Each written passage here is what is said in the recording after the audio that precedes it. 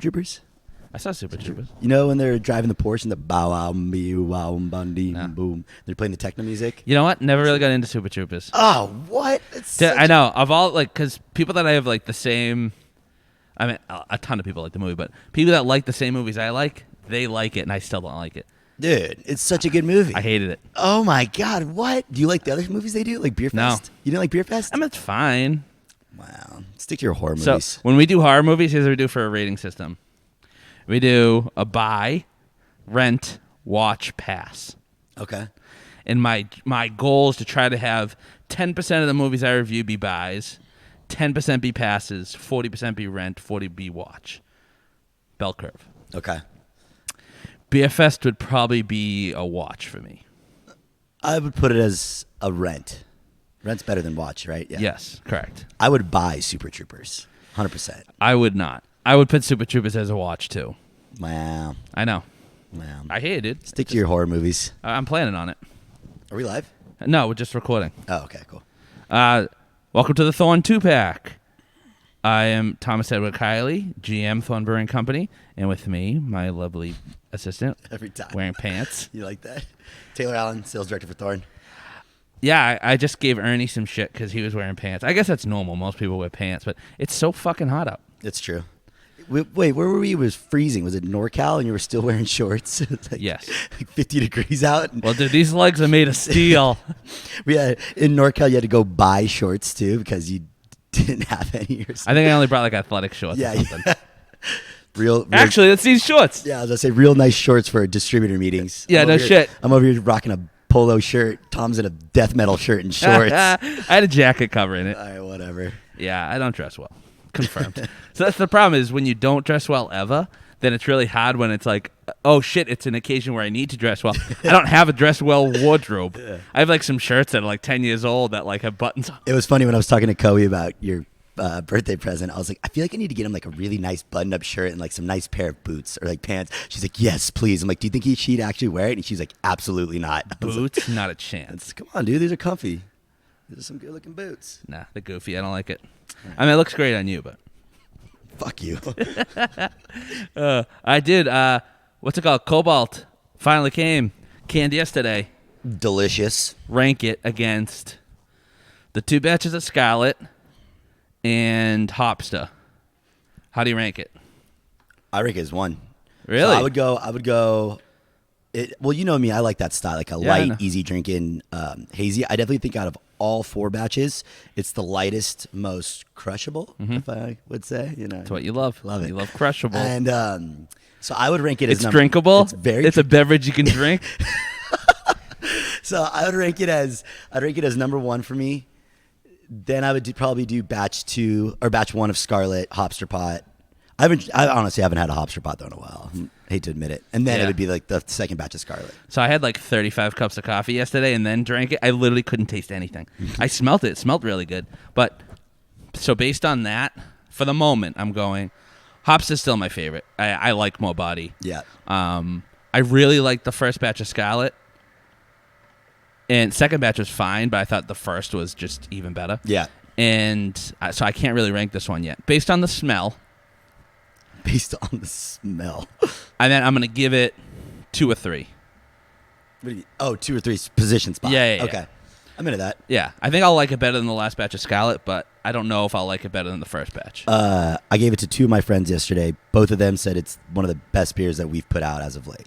Like, Really? In comparison to Scarlet and Beyond. Now, because, man, it's ridiculous how many beers we've put out over the past month So and a half. I was like, well, what are you putting that up against? You putting it up against the Michelada? Like, Well, from like Black Paw? Like, from December to, call it May 15th, we released one or 2 essentials. yeah. So it's Pine Hollows and Tropic Days. I think And that was it. And now we've done like 7 in a month and a half. I 2 think months. right now online through our deliveries you can buy 11 different can options From us? from us. That includes both and Beyond and Tropic, both shades of haze, cherry sour, Relay. Hopster, Barrio, Michelada, Treading Lightly, Black Paw? Black Paw. Woo! So 11 options. Dude, we've never. Oh, and Pink Passion, so 12. Whoa! Boom. Jesus Christ. So there's 12 can options right now. I would guess the most we've ever had is like 6 or 7. I like variety though. I'm into it. No, I mean I'm not complaining. I'm saying that's what I'm saying. Thorn Brewing Company, GM. You did it. Give him the credit. No, that's awesome. Yeah, it's. I like options. I'm into it. Yeah. Well, I'm gonna try to drink a Cobalt today and actually taste it. I was about to say you're not drinking coffee, so I'm proud of you. Yeah, this is my girlfriend went to some. Well, she goes to grocery bargain. She always says the full name. Was it Grocery Outlet Bargain Market? Like, just called Grocery Outlet. There's only one. Yeah. But like she got all these really weird like Japanese drinks. This is a like sparkling plum water. Sounds kind of good. This is the first sip I had. Thoughts? Plummy. I mean, it's light. It's not bad.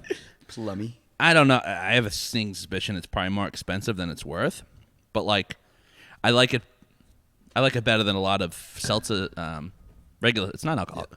A lot of seltzers that I've had. Yeah. And that's what it is. So cute little white can. Thank you. Yeah. Fits into my dainty hands. Dainty little hands. Yeah. So, dude, you said so. The little backstory, Michelada. Right. You were like, yo, somebody hit me up. They had an allergic reaction to the Michelada.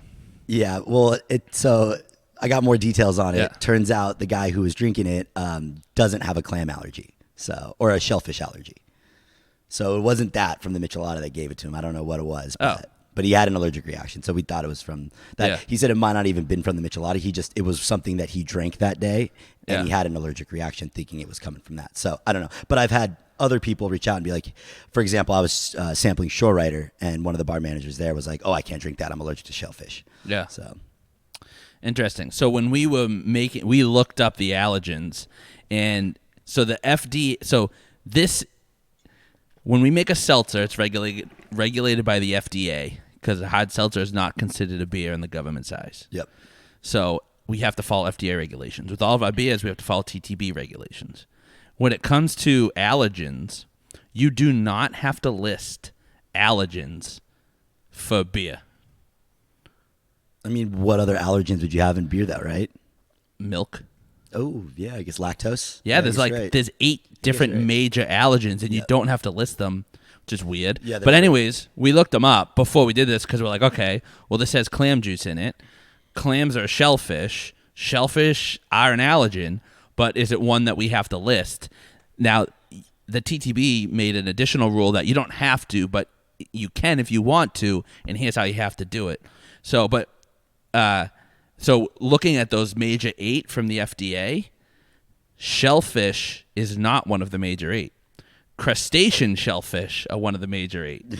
Shellfish are considered a separate allergen, so it's not one of the... What's the difference between a crustacean and a... So a crustacean is like crab, lobster, I think shrimp.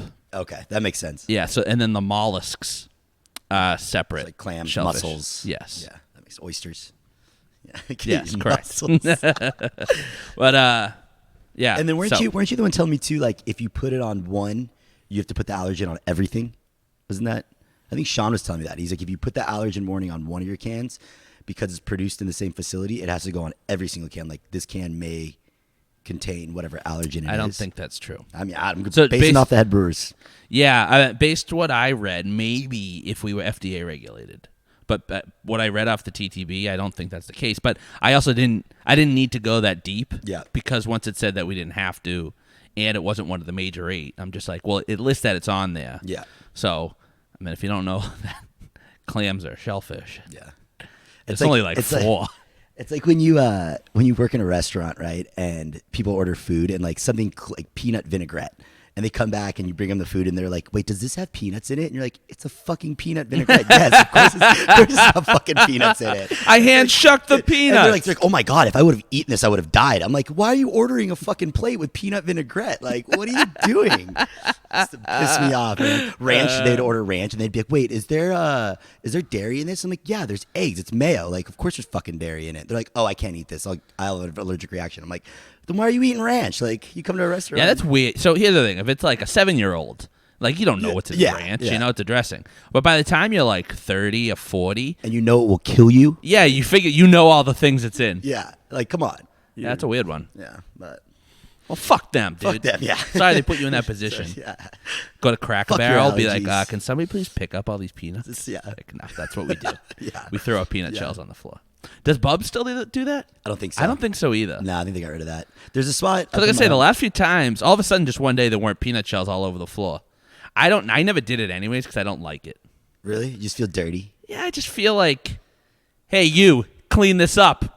Yeah, I could have just put it in a basket, but instead, yeah, I'm crutching it up for you too. Fuck you. Fuck Yeah, you. get that fine tooth, fucking whatever they're called. Yeah. Broom. Broom to have to clean it all up. Yeah, You dick. yeah, yeah. I don't go for that.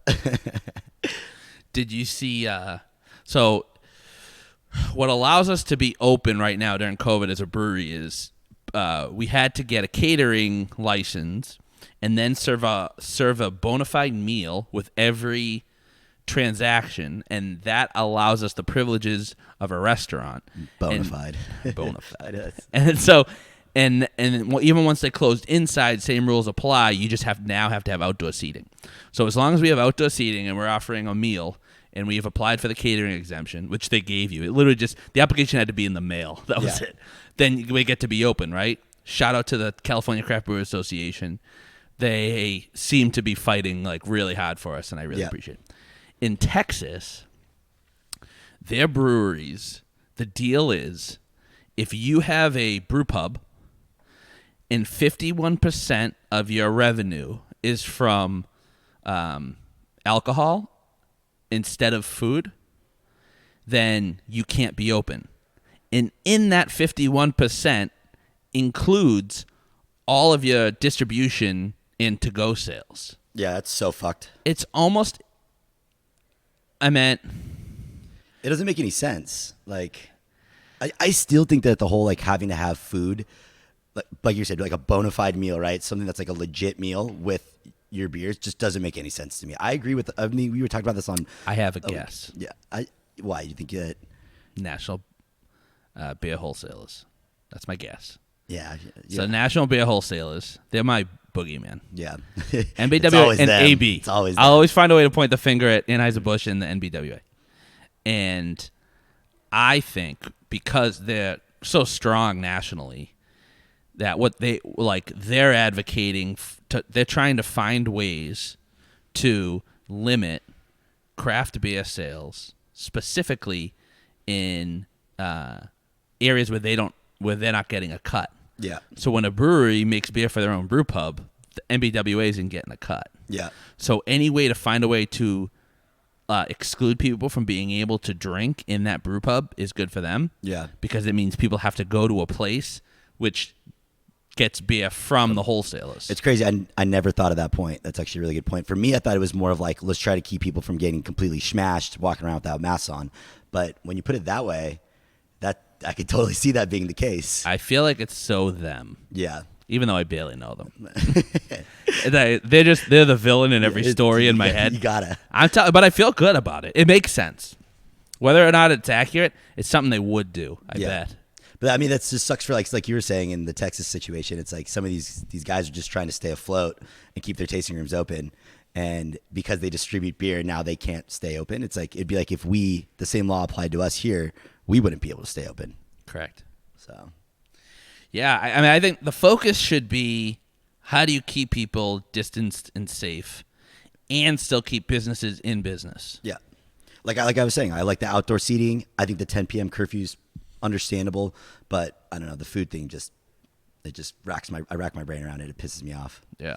But Whatever. speaking of AB being the villain. Oh, yeah.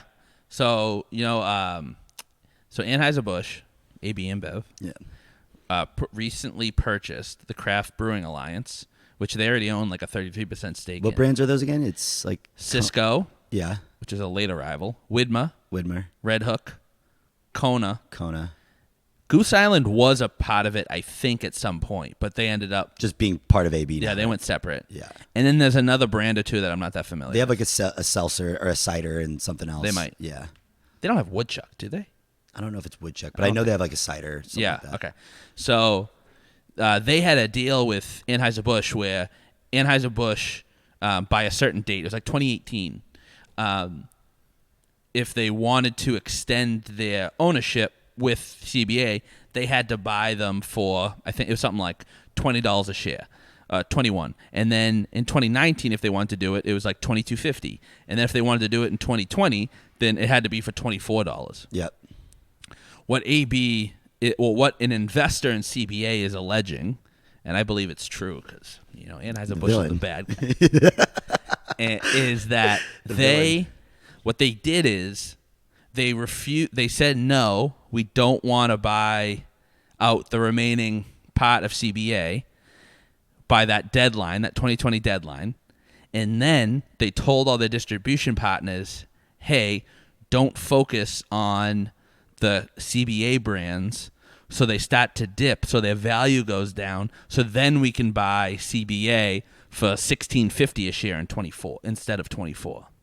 So something like $8 a share difference. Yeah. That ended up being for. Now, remember the other day when we were talking about St. Archer Gold? Yep. Molson Coors is like, we don't want to invest in St. Archer Gold anymore. Yeah. I think it's completely realistic that AB would be like, you know what? We don't want to focus on the CBA brands right now. Yep. Because we'll get penalized for it because we have to pay more for it. Yep. I think that is like, that would actually be great logic. Yep. If you're only looking at it from an investment standpoint, 100%. right? Yeah.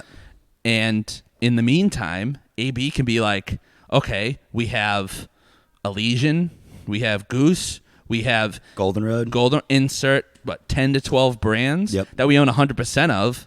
We're just going to focus on those for the next quarter or two and fucking let these guys So maniacal. sink a bit. So evil, dude. But like you said, to your point, I mean, from a business standpoint, it's not a bad move. And technically, I mean, I guess that would be illegal. I mean, like they could do that, right? Good question. I mean, I guess that's what this First this off, is. yeah.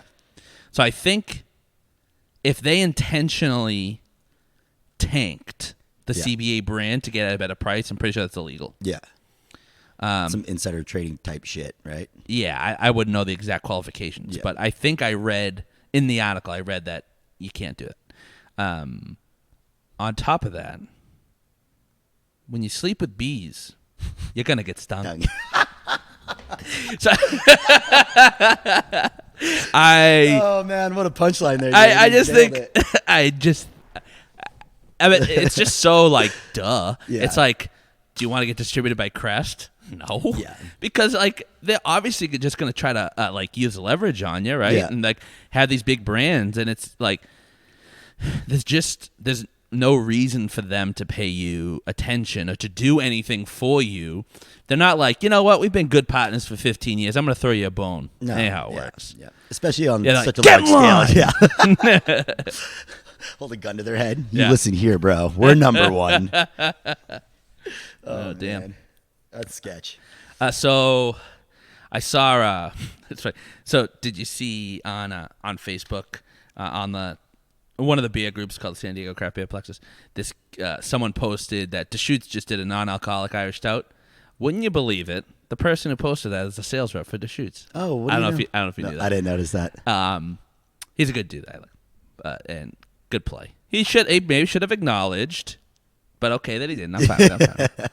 But when I saw it, my first thought was like, motherfucker, I am killing myself to get Eric, Neil, Sean, someone to do a non-alcoholic beer. Yeah. And I'm getting so much pushback. It's like, can we just try one? Yeah. And then, when I see that one, I'm like, Deschutes has a lot more resources. They're a lot bigger.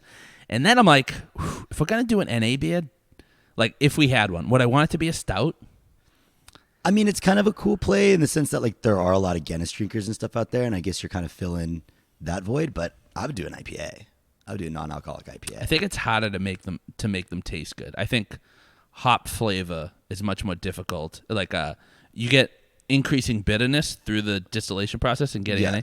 So that's why you do a malt forward beer. Yeah. Because it's a little easier to do sweetness than bitter than to like nail it. Well, yeah, because as I understand the sugar from it's going to come from the malt, right? And if you're going to do low malt build on it, you're going to have not a lot of sugar, so it's going to be an unbalanced beer, right? It'll be hoppy as hell. That's kind of where my head was at with it, but are you thinking? Yeah, I don't know if that works out. It didn't sound completely right in my head, but again, a couple of sales guys. Let's not. I don't brew the shit. I just sell it. Let's stay in our lanes here. Fair. But yeah. So I don't know. We'll see. I think Neil said he'd commit to doing a 1-barrel because now that we have the distillery next door, and simultaneously, Sean Steele, Dr. Brewing, wants to do a like 2% or 3% ABV beer, and I'm like, I'd rather have an NA beer, but I'll take what I can get. It's funny though, like that. The whole NA market is actually growing. Like I was in BevMo, I think I was telling you this a couple months ago, and we were talking. I'm like, yeah, like what's doing well for you? And she was like, honestly, the NA stuff, like the non-alcoholic spirits, non-alcoholic. I'm like, who the fuck is drinking non-alcoholic vodka? I know, but this has been like a thing for like a year now, and it's like, I don't know. Eric's It's just dead to me. I hope he You're knows over it. No, it's just like, it's that in a year, everyone's already going to have one. It Yeah. could be like, oh, now let's do one. It's Yeah. like, dude, quit just fucking do one. Yep. Let's do one. You got to lead the pack, right? Not follow. Here. Just whine about all the obstacles. Life's hard. Suck it up, buttercup.